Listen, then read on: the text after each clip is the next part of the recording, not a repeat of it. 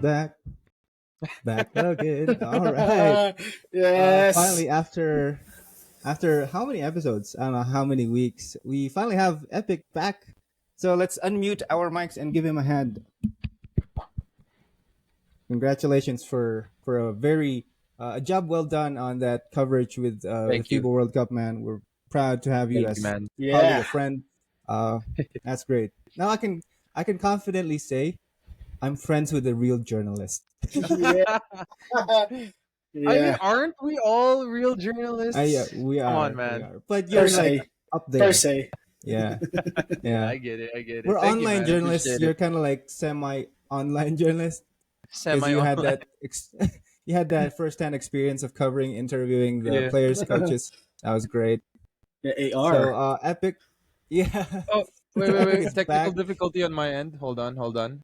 Okay, Oh. My okay. bad. Oh. Then Yeah. Yeah, your camera froze. wait. Okay, so Is that let's. working? All right, we're good. We're There we good. go. There we go. Yes. There we We go. have Yes. you It's back. working now.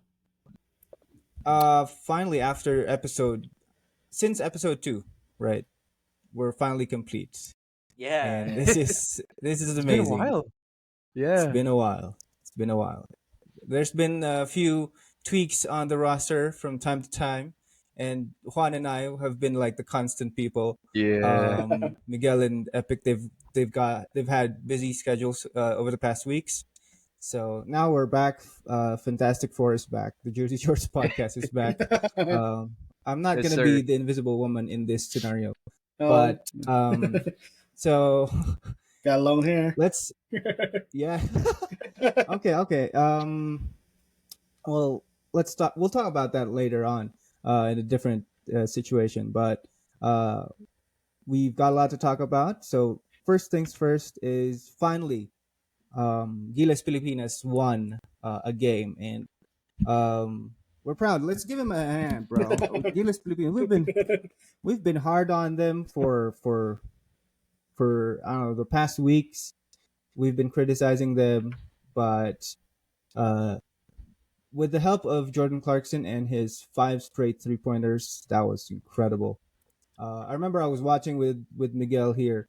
We were watching the game, and that was incredible. We were like yelling at the top of our we, lungs we were we because were we I couldn't hyped. can We believe were imagine. hyped what's watching happening. that game. Yeah. Yeah, we couldn't believe what was happening, man. So that was incredible. Um, so first things first is that, well, what are the takeaways? What do you think are the takeaways with that Gilas win? Uh, yep, Epic.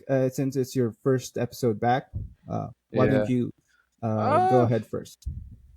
well, to be honest with you, I mean, I don't feel like they did anything different, anything special. I didn't see any, real change You should- in, in the rotations and the game plan.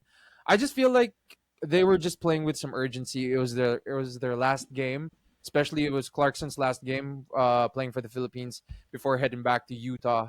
So, I think it was just really an all-out performance by him, obviously.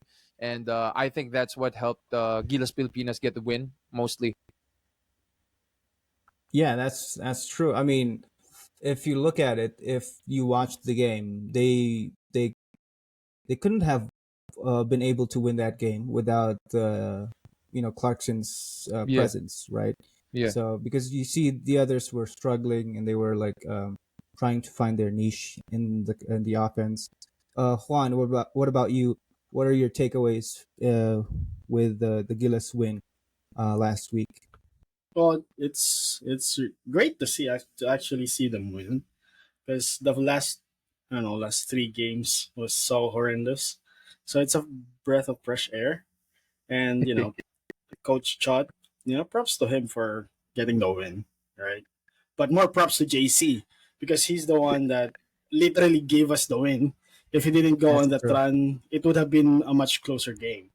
But main takeaway would be, I think the Gilas roster has a lot of potential, especially with if Jordan Clarkson plays consistently with us.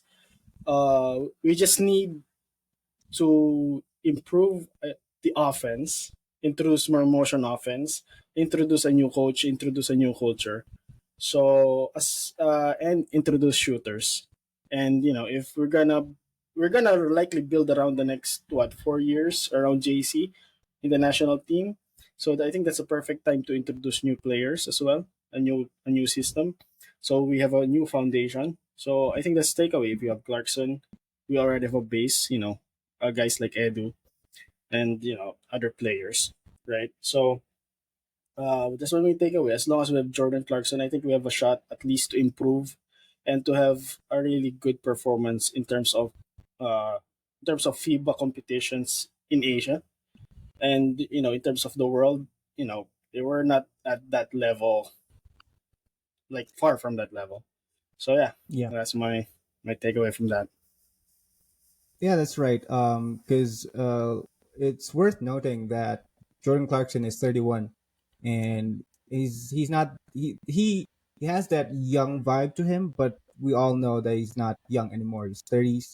He's in his 30s, and he probably, with the workload that he has with the Utah Jazz, his body probably might not hold up because of course he's playing 82 games or maybe like more than 60, because if you just calculate the times he's sitting on the court or sitting games out and being injured, if that happens, and then you go to Gilas, he's like playing full games, Yeah, so it's gonna take a toll on him, and I do believe that adding more shooters would yeah, benefit would certainly the help. Gilas Yeah. program.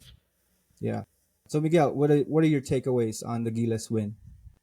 Yeah, I think we all just pretty much share the same sentiments when it comes to what Gilas did. It was when it comes to that game against China, they it could have gone either way without Clarkson heating up and hitting all those like five straight 3 pointers. And I Yeah. think yeah, I think it could have gone either way without that run by Clarkson. It's hard to say whether they would have won or lost without it, but right now I'm sort of glad it's over for them. Like they got one win, all that. We were very harshly criticizing them, but you know, it's over. I'm just glad it's over for them. That's all it is. I mean, yeah, I wasn't really thinking that they were going to. Oh wait, let me getting my mic isn't loud enough. Give me a second. Yeah. Yeah. Yeah, there we go. How's this? Yeah, There we go. There better. we Yeah, go. okay. Yeah, that we weren't. I wasn't very confident coming into the tournament that we were going to, end up being gold or silver. I was realistic about what the Philippines' chance, and I thought they could at least win one or two out of their 5 games. But that was just yeah, like Juan said, that was I don't know, devastating as a fan to watch them play. But yeah, we I think we have some things to be positive about, which I think we'll get onto later. But yeah, I want to just thank Jordan Clarkson for the effort he put, and aside from him, there are other guys off the bench and who weren't as focused on like offensively that deserve their flowers, their props, because they played their heart out for sure. Yeah. That's right. So we all love obviously we all love Jordan Clarkson and his efforts with the Gilas program. So without mentioning, with leaving him off of this next topic that we're discussing, uh, we'll select three players from Gilas Pilipinas who uh, did very well in our eyes um, during this 2023 World Cup, FIBA World Cup. So Juan, I think you've got yours uh, all settled out, so you go first. I'll go last. I don't know if it's settled out. I'm thinking, but I mentioned him earlier. AJ Edu is was so good. I mean, he outplayed Kai, and the expectations of the Filipinos is Kai is gonna take over Gilas and stuff like that. But to see AJ did what he did, very impressive. Provided energy on defense, and he's the guy that could fill up. the ping role. In the back to 2014 Gilas, he's the energy guy, and you need that to be successful. And another guy who impressed me, he might be old, but Junmar. Junmar was really Yeah. solid in terms of this international competition. I mean, 2014 World Cup, he was so nervous and so out of place. He was bashed by critics. 2019, he was really he was okay. He was great, but this World Cup, he really matured into a really good player. He complemented Jordan on offense, but on defense, he got exploited. But that's fine. It's all about adjustments for Junmar in the next probably 3 to 4 years in terms of if we have a new coach, right? And probably the other one, it's hard. So I'm just gonna say probably Dwight, Daddy Dwight. So He's your because daddy, not my daddy. because because if you look at it, he's probably the most not consistent, but it's probably the the only one who was knocking tough shots, especially the first two Yeah. games, first couple of games. So if he can really develop probably off the dribble shot, I mean, because when you introduce a motion offense, those shooters would have to learn how to hit shots consistently. I mean, they're gonna hit shots, but if you want to be successful, you have to hit shots consistently. So that's the thing that they have to work on. But they have a solid foundation already in terms of talent. So just the proper guidance, proper coaching again. I mean, Yeah. right? So proper system. So yeah, I think those three are in addition to JC, those three are my standout for performers. So yeah. So, what about you, Miguel? Who are your top three players aside from Jordan Clarkson? I mean, I have to agree with AJ Edu. I mean, he was incredible. I think a lot of people are sort of just going over, sort of ignoring what he's done because it wasn't what Jordan Clarkson did, which was pretty much carry the offense, but he did everything else. He wasn't putting up 20 something points a night, but on defense and just the energy, the hustle was there for Edu. It was incredible watching him. It was sort of a breath of fresh air for me. And despite taking losses, he was absolutely one of the guys who was uh he was one of the guys that was a positive, an absolute positive despite the losses. Yeah. Another guy that I would have to just think give praise to is Abando. Yeah. He was Oh yeah. underused as well, underused. But when he was on the court, again, it's not what Clarkson did. It's not 20 something points per game, but he did exactly what he needed to do, coming off the bench and providing energy. And I felt like if he had been used more, things might have gone a little bit differently for the Philippines. Last guy, third guy, I'd say maybe Kiefer Avena. Kiefer Avena again is one of Interesting. those guys who didn't get enough minutes. We talked about how I talked about how he performed against Dominican Republic, and was those few minutes that he was on the court, he was incredible. And it was disappointing that he didn't get to play more minutes during that game. I thought Yeah. that he could have provided a solid backup to JC. Like JC could have sat out longer, and maybe he could have avoided fouling out if he didn't play as many minutes. Oh And yeah. I First felt day. like Kiefer Avena could have, been a solid backup point guard for the Philippines, because, I think he's developed nicely, and he's always been a volume shooter, and his shots will always, they'll always be a bit of Yeah. hit It's or miss. You're not always going to be it's sure, yeah. but he can control the pace of the offense. And man, of course, with the losses come the criticisms, but I felt like if he had been given more time, fans would have realized that he would be a positive for the team as well. Yeah, that's great. Those are great picks, actually. So you, Epic, you were able to kind of like, I don't know if you were able to watch their No, no, games, no, some I of their wasn't. games live? Yeah. So I was about to Oh, get to okay. that. To be honest with you guys, like, not trying to like, take my Pinoy card away, because like to be honest with you guys, because Revoked. all right, as a reporter, as a journalist for Sportskita, I was specifically assigned to Team USA, so that's where Yeah, most of my attention was at. But of course, like being a Filipino, I couldn't help but also from time to time check out the highlights. But I could never watch the games live. So to be honest with you, I can't really give a definite answer. So I'm just gonna base it off of what I've seen, because like yeah, after the first game, the disappointing loss, Clarkson got fouled out, Dominican Republic just butchered us in a Sure. sold out arena.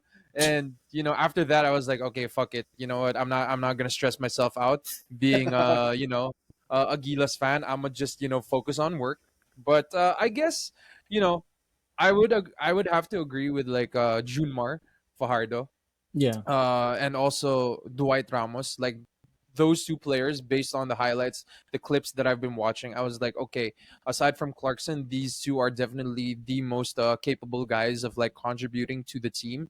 It's just that not trying to like bash on Chot Reyes again, but it's a matter of he kind of underutilized a lot of players, just like what Miguel said. So that's one of the main reasons why I can't really say who else stood out aside from like Clarkson, but definitely yeah. Fajardo and Ramos. They did everything they could to back up JC. So yeah, that's all you're gonna get from me. Like I said, I've been focused on Team USA, and we're gonna get to that later. So Yeah, yeah. Yeah. We'll get our chances with Team USA. So my three players. Um, okay. I'll go a different route since we've been bashing this kid since like this podcast started.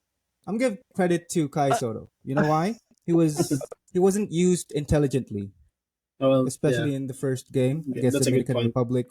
Yeah. Right? He was. I think the coaches made him guard Carl Anthony Towns over in the perimeter, which was very dumb. So obviously, his lateral quickness isn't up to par with Cat, some of these Dominican players. So he'll get cooked, but he did his best when he got his chance. Although a little criticism is that I didn't like his body language. It's similar to what he showed with the Orlando Magic over at Summer League, but he in their last game against China, he he did well actually. He did uh, a lot of things unnoticed, like he contested shots, he fought for the boards, even though it was obvious that he was getting out rebounded by some of these Chinese players. But he did his best, and I applaud him for that. He hyped up the crowd in some of the plays. He had a reverse alley dunk, I guess. So I think he just needs to his future is bright. He just has to dedicate his time into perfecting his craft. And I do believe that this guy, Kai Soto, he has a great future ahead of him. So another player that I think he hasn't been mentioned, but I think R.R. Pugoy, he played well. Mm. And also, I just want to mention he's a tough guy. He started the brawl with Australia back then. So He was the I just here. want to Now I mention that. started laughing when you said his name Yeah, because I was just thinking about that like shoving thing yeah, happened against Australia all those years back. It's like that's yeah. him, that With little Thon guy. Maker's flying kicks. Yeah. Yeah, he's a tough one. Although he's a defensive liability, but he showed that he's a sniper from outside and he's a reliable shooter. Although there were like shots early in their early games that were questionable, he was able to pick up his pace, and I think if he had more plays called with his number, I think he would have had a better outing in this year's FIBA World Cup. Although he is of course a starter, but he's mostly there as just like an option, maybe like a fourth option if JC and the others can't get it going. So I think he played well. He played well in a few games, a few moments. And the last one is Renzo Bando. This guy is incredible off the bench, energy guy. I mentioned this to Miguel when we watched the final game against China. I think if he put on some weight, like and have a body type similar to Gary Payton the second, I think he'll be sought after by different teams internationally because he's got the effort, he's got the hustle, he's got the athleticism. He's his body's too, he has a little frame, and other bigger guards can overpower him. So I think he just needs to put on more weight, and more mass, similar to Gary Payton the second, maybe not exactly like that, but slightly less thick. I guess I don't know how to put it into words, but He you just get needs what I to mean. hit the weight room, I guess. That's true. He That's needs to true. hit the weight room. Yeah. So with that, we'll go with this last Gilas topic really quickly. I'll ask you guys, who should be the new head coach of Gilas Pilipinas? Give a short answer. Okay, Miguel, who do you have in mind? I don't know. Pick me. I guess. I don't know. I'll run motion offense. I knew it. I knew it. I'll, no, but all seriously, it feels like the former coaches, the mentality is pretty much similar when it comes to the type of Yeah. offense that's being run. Sure. Like you mentioned, Pogoy, and he couldn't get going, and part of the reason why he couldn't get going was because there wasn't enough motion for him. Like there wasn't enough off-ball screens. I wouldn't say that. I wouldn't name a particular coach. I would just say that we need a coach who would focus more on like getting guys open off the ball, who would Yeah. teach guys to roll harder coming off picks, because off pick and rolls the Philippine big men sort of came off as lazy. Like they'd set a pick and then lazily jog towards the elbow. Like what is that? What Yeah. is that play? Why set a pick and then jog towards the elbow? There's no urgency. So no names for me, but just a guy who would teach them how to come off the picks better, who would use baseline cuts better, use off ball screens, spin downs, and everything. That's going to be my guy, and I already put my name into the hat. So He's a yeah, but I'm candidate, kidding. guys. I'm Gilas Yeah, kidding. I'm Pilipinas, kidding. you got our SVP, vote. if you're listening. You Yeah. got our vote. Yeah. All right, Epic, who you got? Who do you think should take Uh, over? to be honest, I feel like it should be Jimmy Alapag. Oh, I mean, he's Oh, that's got a good pick. he's part of the Sacramento Kings as a developmental coach. It may not be the ideal coaching position, but still, Yeah. the fact that he's in there, he's part of the Kings, he's getting that international experience, especially with with a solid team with guys like De'Aaron Fox in it. You know what I mean? So like he's definitely getting a lot of exposure from um well-rounded guys from guys who nearly beat the Warriors in the playoffs, several months ago, and Juan is smiling about it. of But like, course, man. They barely beat the Warriors. yeah, They exactly. didn't beat the Warriors. They Yeah. almost. So They almost though. so like, having all that put together, and then if he comes back, if you're gonna look, I'm not throwing shade at the local coaches.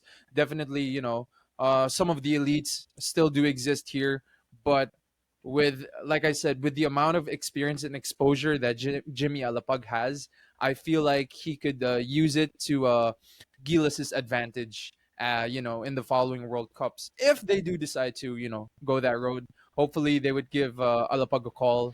He's one call away, man. He's not really that difficult to reach. That's true. That's true. Juan, who's your pick?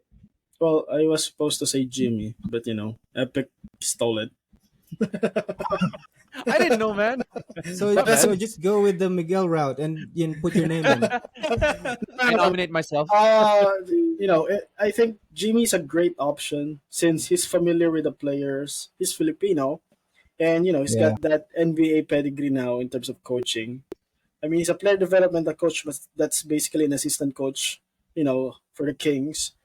And I think the only problem with Jimmy is, the NBA season is just taxing in terms of it will if they reach the playoffs, probably going on vacation by May, and if you have a game mid season, the Kings are not gonna release him for Gilas, I think, and that's gonna be a problem. We need a full time coach in terms of availability, and if we're gonna find a new coach, I think we're gonna go the Japan route. I think Japan's head coach is a college coach in the US. I think he coaches Nebraska or something. Yeah. So I think we have to go that route. Go for an international coach. Not necessarily a European coach, but just a coach that's known for having a motion offense, who's gonna be available in terms of if we have an international competition or a friendly or an exhibition game, he's gonna be there. And if we're gonna go the local route, I don't know anyone who plays motion offense in the PBA because I don't watch them anymore. But I asked, some friends who still watching the PBA, and they don't have any, clue who it is. For the local Yeah. coaches, but someone told me that Chris Gavina, I think he's coaching in Taiwan, and I was told he's using motion offense, and I'm not gonna I'm just speculating, but if a Filipino guy was recruited or was hired to coach internationally, that's a huge win because you don't need to be stuck at in the Philippines coaching locals. You improve by going to places, and if you go to a place like Taiwan, it's gonna improve you a lot because you're gonna get the opportunity to coach other players, and when you get to another place, that's a stepping stone actually. So Yeah. yeah, that's my Alapag first, then probably a college coach, then local probably Gavina just to put a name in there. So, That's true. Or Okay. Miguel. oh Just Miguel, go Or Miguel. Miguel, yeah. Just Yeah, put yeah, just pick him. I'm here. I'm I sorry, man. appreciate I'm I sorry. I'm appreciate the sorry. support. I appreciate the I'm support. sorry. So I'm gonna say Miguel first for our locals, then Coach Yeah, there we Gavina. go. All There we right. go. There we Yeah. go. For me, I pick Todd Baldwin. He used to coach Gilas, and he led in 2021. He led them in 3 wins out of the 3 games they had for the qualifications window. And I think he's with his familiarity with the players and the culture and the system. I think he's a better fit. I mean, he had 3 wins in 3 games in 2021, so I think he should have taken over this year. But politics. I'm not gonna comment on that anymore. But we all know there were like issues, with race aside, and he opted. I think it was just an excuse for him for Baldwin to step down and take over as the Ateneo Blue Eagles' head coach. I think just that's just my theory, but if I were to select a new head coach, it would be Tab Baldwin, a very experienced head coach. He's had stints with New Zealand, Jordan, coaching them in international games. So he has that under his belt, and I believe he'll do an excellent job with Gilas. So with that said, um, last night, interestingly, Team USA lost their first game. They're still qualified for the medals, and of course, the Olympics. We'll see them in Paris next year. But surprisingly, they were down huge. They were down as much as 21 points against Lithuania because I saw the game and Lithuania had a hot start in the first quarter. They hit how many threes? 6 or 7 I think nine threes? threes. Nine No, nine threes threes in the first half total. first Yeah. half. Without So missing. Without missing at yeah, all. without missing. That was crazy. Yeah. Okay, so what should change for Team USA in the coming games? Okay, I'll select. Okay, Epic, you go first since you were there. He You was watched the game. yeah, he was there. Um yeah. All right, so I got to talk to Steve Kerr Anthony Edwards about it, and I got some insight from like Bobby Portis and Mikal Bridges. They were all like, they were satisfied with the way they performed. They said like, nothing they did was wrong in their opinion. It's just that Lithuania played better, but uh, good for them that they were happy with the result. Yeah, sure they lost, but they were happy with the result. I guess I'm just throwing out my opinion. What needs to change? The thing was, so Lithuania, literally everyone was firing from all cylinders. All the shots were going in. Dude, they were unstoppable. Like, Jonas Valanciunas, he would post up, and like, Jaren Jackson just being the defensive player of the year he is, he's not giving him an easy time, but yet Valanciunas still manages to get the end one twice on him. So I'm like, okay, I think the problem was it was only Anthony Edwards who had an answer for everyone. Unlike for Yeah, and Lithuania, it 35 was a points. really more yeah, 35 points for Anthony Edwards. But like Lithuania, everyone was contributing. I'm not saying the others didn't contribute in Team USA. They did, but they struggled because they started missing their shots. You know what I mean? Like Mikal Bridges, yeah, sure, he knocks down three and then he does his signature celebration, but that's it. He knocks down one and then that's it. You know what I mean? So I think they lack more consistency in terms of like everyone's efficiency on the court. The big men especially, they need to be more careful when it comes to like drawing fouls. It's because like I noticed Yeah, Jaren Jackson and what's his name, Kessler Walker or Walker Kessler, I got it Walker mixed up. Yeah, Kessler. Walker Suarez Kessler. Kessler. Yeah, so they're kind of prone to foul trouble because of the roles that they play. Because like Jaren Jackson, he can't help but go for the block, but like Loves blocks. yeah, yeah, yeah. But Lithuania knows that he's gonna go for that block, so he's gonna use it. They're gonna use it to their advantage by getting the foul. You know what I mean? Mm-hmm. So I feel like what Team USA really needs to work on today, since they're practicing at Kerry Sports somewhere in BGC, I think they got to work on, trying not to get into foul trouble. And at the same time, I think everyone really needs to just work on their shots, really. Because, like I said, only Ant Man was, the hero, the star of the show for Team USA. Everyone played their role. I'm not gonna Yeah. discount their fact, but they could have done more.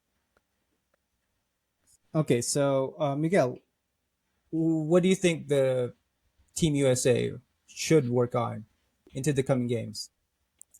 It's really hard to pinpoint any one thing because this is one loss, and I felt like Yeah, Lithuania catching fire really, played a lot into it. It wasn't one of those things wherein Team USA just didn't know how to play. It just so happened that they faced a team that was on fire. Um, so when it comes to like really what they need to change, I don't think they should change too much because up until this point things have worked for them. They're 4-1, and if Lithuania hadn't caught fire, it's another one of those games that could have maybe gone either way. So it's hard to determine what really any one thing that could have gone wrong. I think that changing something or making a major change would be a bit of an overreaction on their end if they do make yeah. massive or major changes to the way they move around. But yeah, I think it's just I haven't been able to see a lot of the USA games. I think I've seen two. I saw the one against Georgia, I think, and another one. I can't remember. I've had to watch a lot of games and a lot of highlights in the past few days for work. So, the memory is a little bit hazy. But Just for work. yeah, just for work. Just Absolutely. for No, work. no other reason. No pleasure. There's no pleasure in it at all for me. No. But anyway, yeah, I think to answer your question really is there doesn't have to be any major changes. What they've been doing so far has been working. They've had some inefficient performances. I was looking at the averages and I was watching some of the games, looking at the stat lines. Like I feel like Brandon Ingram has really So maybe yeah to just put it so bluntly, he's playing over 17 minutes a game, I think, and he's averaging less than 5 points, which is really not Yeah. what we're used to with Ingram. He's And I having a think hard time. Yeah. he's having a hard time adjusting to the international game. He's turning it over 1.7, 1.8 times per game, and he's not even a primary ball handler. So, I think one thing I would point out is if Brandon Ingram is able to find his rhythm by the quarterfinals, things would look so different for the USA. That's a good analysis. Juan, over to you. All right. So I'm gonna be honest. I didn't watch the game because I was binge watching one. I We binge appreciate watched One we Piece. appreciate your honesty. Piece. I binge watch One One Piece Piece. yesterday, so I didn't have the time to watch the game. One Piece live action first. So I watched the highlights, and based on the highlights, the Lithuanians just caught fire, and Hmm. probably the physicality inside helped because Montenegro did that to them. Yeah. Montenegro was really physical with them, and it was a really close game. And Lithuania is a much better team, and they have a much uh, better international player in Jonas Valanciunas, and he gave the US problems. I think he out rebounded the starting five or the entire USA. I think the first quarter. So there's one. Another one was they were hitting shots, and they got hot, but there's a reason they got hot. They were open, and if you're open and if you're a professional player, you should really knock them down. So it was really a great ball movement in terms of all the highlights that I see, and I think the only one that was a lucky shot was I forgot who's I think he's a former Nets guy or a Knicks guy, Kuzmingas, Mindaugas Kuzmingas, Ignas, was that? something like that. I think Yeah, he's a yeah, former Knicks player. He's the one who hit the shot, the Jokic shot, towards the end that was basically the dagger around 3 minutes. And Yeah. if I was the US or if the US, it's Coach Kerr. He's gonna make some adjustments because Italy is not as physical as them, but they have shooters. Evidenced by how they beat the Philippines, they have shooters. But I think they would have an easier time with Italy in terms of physicality because they don't have a Jonas Valanciunas type player there. And yeah. I'd be more worried about Latvia if I were them. If they're moving in, because Latvia's so good. I mean, It's crazy, man. they have the best ball movement in the entire tournament, and the US are just so talented that the adjustments are gonna be easier as if they progress because the talent to play defense, these guys, they don't play defense in the NBA, but they have the talent to do that. And if they're not embarrassed by losing in a game in the FIBA World Cup, they have to be much better the next game. So if they don't blow out Italy, they're gonna be in trouble the next. If they progress, like I mean, Canada's playing great. Latvia is shooting the ball high, really great. If Germany beats Latvia, Germany are undefeated, and they blew Yeah, out I think they blew out everyone except for Australia. So it's not gonna be easy. I think based on what happened with Lithuania. So uh, just they just have to play better. I think yeah. so, It's especially on the defensive side, since there were a lot of open shots in Lithuania. The Lithuania Yeah. USA I agree highlights. with that. Most of Yeah. them was open shots, and you really can't do that against international players. So be better defensively. So yeah. So for me, I think because I did a piece last night, I was ready oh, to head to bed, but like I have time, so why not? now you're working on something. So I picked up a Damn. piece. Yeah, so I picked up a piece and I analyzed the stats. The I think Team USA should really fight for the boards, fight for the glass. The bigs should do a better job overall in controlling the rebounding department. Because last night the Lithuanians they had 43 rebounds over to 27 rebounds by the Team USA. Which, if you look at it, the gap is so wide, and it could have been neutralized if they just performed well in the boards. Because I think Yeah. they're too scattered. I think they're too scattered, and it's just one guy rebounding. I think they No, all the collectively need. problem was, let me interject real quick. Yeah, The problem was and Team go ahead. USA actually relies on Josh Hart too much. As in, they admitted that Jaron Jackson admitted that that's why we got Josh Hart for the rebounds. He was pertaining to the rebounds. Yeah, So that I but think that's the problem. that's yeah. Yeah. So I think that's that's an overestimation of what they have, or I think they overestimated themselves. I mean, They're Josh Hart, he's lazy. an yeah, Yeah. Josh Hart is an incredible rebounder for his height, Guard for his guard, yeah, position. He's averaging like 7 rebounds in the NBA, right? Yeah. Um, something like that. Yeah, but internationally, these nations, these teams, they have their best rebounders, their best players of their country. So, I mean, Josh Hart is by far the best. Isn't by far the best rebounder in his position. Yes, but like in the NBA, no. So No. if they continue to rely on him, to control the boards, I think it's not going to end well on their end because Josh Hart is, of course, he has other responsibilities.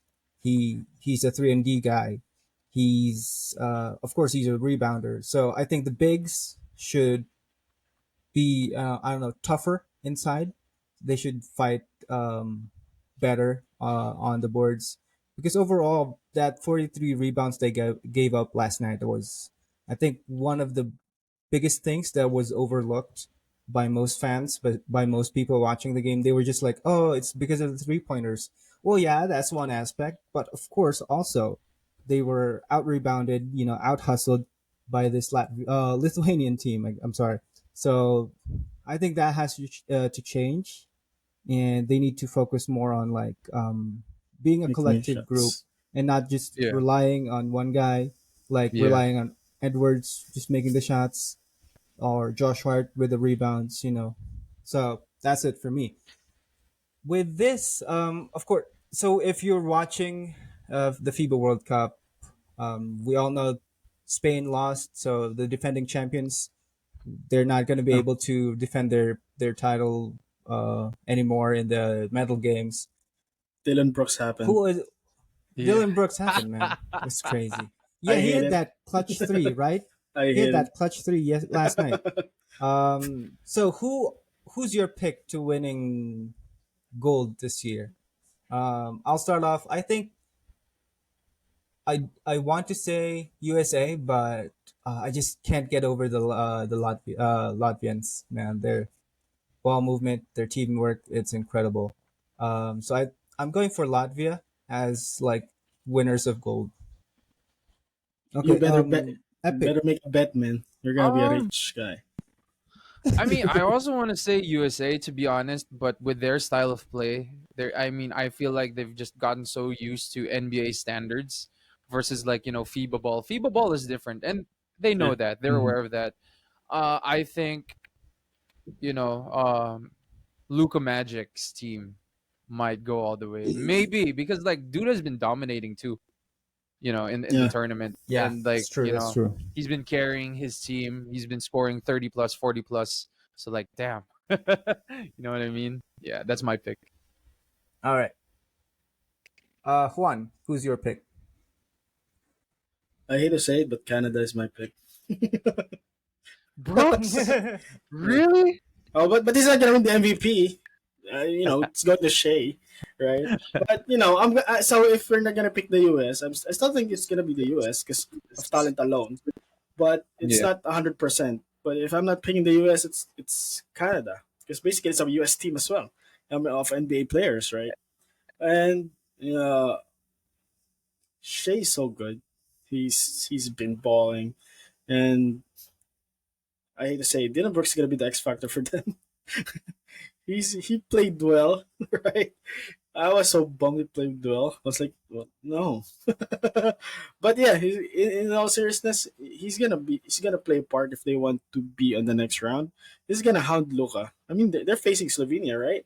Yeah. Mhm. Oh, we might have a face to face in terms of if they play.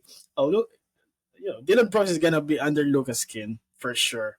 He's gonna say some things that not shouldn't be said. So go Yeah. Canada for me. All right. Miguel, over to you. Who's your pick to win in gold? I'm also at the start of the competition. I was also sort of leaning towards the USA winning everything, but watching the games and analyzing the games and just looking at everything that's been happening so far, I would say that Canada actually does have a solid chance.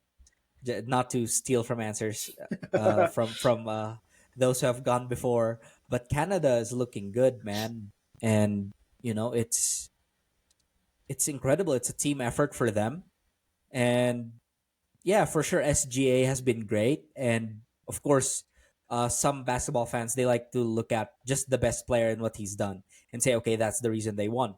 But Canada does a lot of little things around and across that roster that just translate to winning basketball. So they have a solid chance. That's good. That's good.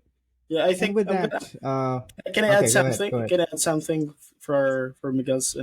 I think why Canada is more successful is most of their players are not stars, so they are used to playing their role, which is the right role. That's a good point. And for Team Yeah, USA, they're not used to Yeah. playing as role players, right?